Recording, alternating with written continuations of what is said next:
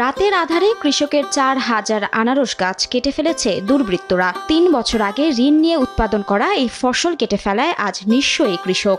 এই দেখেন কিভাবে করে এই ফল বিক্রি করবো, অর্ধেক করে কাটা ফেলাইছে।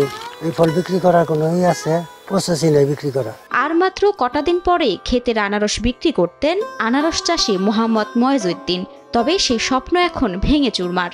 40-50 টাকা 60 টাকা 20-25 দিনের মধ্যে বেচাকেনি করতে পারতাম। নিমেষে ময়েজউদ্দিনের ৪,০০০ আনারস কেটে বিনাশ করেছেন দুর্বৃত্তরা। গত পরশু দিন কাটছে, চারা হবো প্রায় 5-6 হাজার, 4-5 হাজার ফলের মতো মনে মনে কাইটা ফেলাইছে। ৩ বছর আগে ঋণ নিয়ে করেছিলেন এই আনারস চাষ। আইতের অন্ধকারে কাটছে, সব ফলই কাটছে। এটা ফল পাইতে লাগছে আমার 3 বছর পর আসছে। এটা কাইটা ফেলাইছে না, আবার 3 বছর পরে আবার ফলটা আসবে। ৩ বছরের ধৈর্যের ফসল ছিল তার ক্ষেত ভর্তি এই আনারস। এই ক্ষতি আমার পোষা লাগবে, আবার 3 বছর পর কষ্ট করে হাইরা।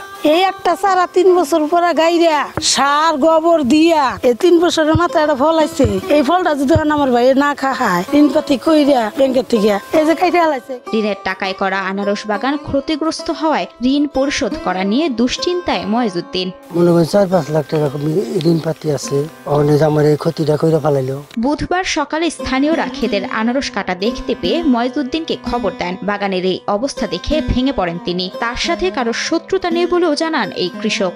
এটা আমি দেবাকে রাইনা দেখাইলাম গ্রামবাসীরা দেখলো, দেখাইরা কইলো এটা বিচার হবো। এই ঘটনায় দোষীদের বিচারের দাবি করেন ভুক্তভোগী ও এলাকাবাসী।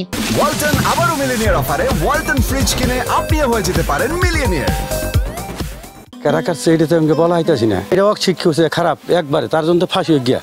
খবর পেয়ে ঘটনাস্থল পরিদর্শন করেছে পুলিশ ও কৃষি বিভাগ। ক্ষতিগ্রস্ত কৃষকের পাশে থাকার কথা জানিয়েছে কৃষি বিভাগ, আর পুলিশ বলছে তদন্ত করে ব্যবস্থা নেওয়া হবে। 80 ভাগ গাছ তারা ফল সহ যেটা কেটে ফেলেছে। সেই ক্ষেত্রে প্রায় ফলগুলো 15 থেকে 20 দিনের মধ্যে হারভেস্ট করার মতো অবস্থায় চলে আসতো। তো এই মুহূর্তে এই ধরনের একটি ঘটনা আসলে কৃষক ভাইয়ের জন্য বিশাল একটি ক্ষতির কারণ। পাখি এদিকে বলে 1 বিঘা বা 1.5 বিঘা জমির মধ্যে এরকম তাদের রোপণকৃত আনারস বা কাহারা রাতের বেলায় অনেক আনারস নষ্ট করে দিয়েছে। আমরা অভিযোগ পাইছি, কে বা কাহারা করছে আমরা তো দেখি সন্দেহতির একজনের উপরে আছে, তাকে অ্যারেস্ট করলে বা অভিযোগ আমরা তদন্ত সাপেক্ষে পরবর্তীতে আমরা আইনগত ব্যবস্থা নিব।